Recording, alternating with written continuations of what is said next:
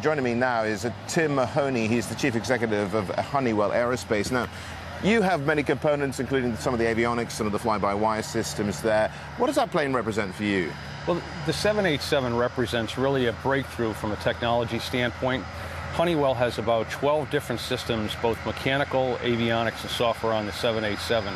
That's going to provide greater degree of safety, efficiency, and sustainability for this new industry. But that's, the legacy industry. We've got a burgeoning new industry now, haven't we? We've got the Chinese, the Brazilians, the Russians, all in the mix at the moment.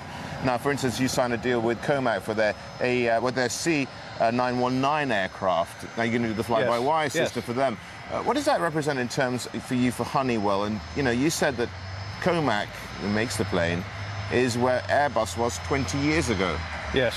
Well, Honeywell's business model is to work with many industry leaders. So whether it's Boeing, Airbus, Embraer, or Comac, anyone who is an industry leader relative to providing those aircraft, we provide multiple systems to those OEMs. So, for instance, on the C919 specifically, we've already been able to successful in providing 3 subsystems: the wheels and brakes, the auxiliary power unit, and the flight control systems for the C919. So we look forward to that endeavor with that new provider. Can Comac, do you think, when it grows, will it be selling its planes outside of China, or does it even need to, given the size of that market? My belief is that Comac will be providing assets outside of China.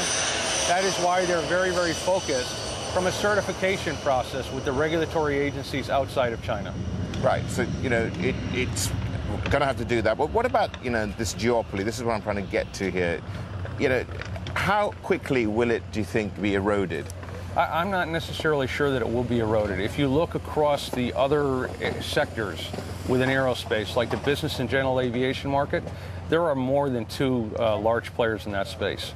And so I think that there will be a transition within the industry. However, I think that multiple players have existed for some time, and this is one more significant player. Okay, very quickly as well, a change in the market, how do you see it? We see it very, very positively, both near-term and long-term. If you think about it, it's very optimistic. 787 coming in from a technology advancement, the flight hours for all of the airlines globally, in particular in the areas like China and India, is increasing dramatically. All sectors for flight hours is up for airlines, and orders for aircraft appear to be starting to be bolstered. Tim, thank you very much. Thank you very much.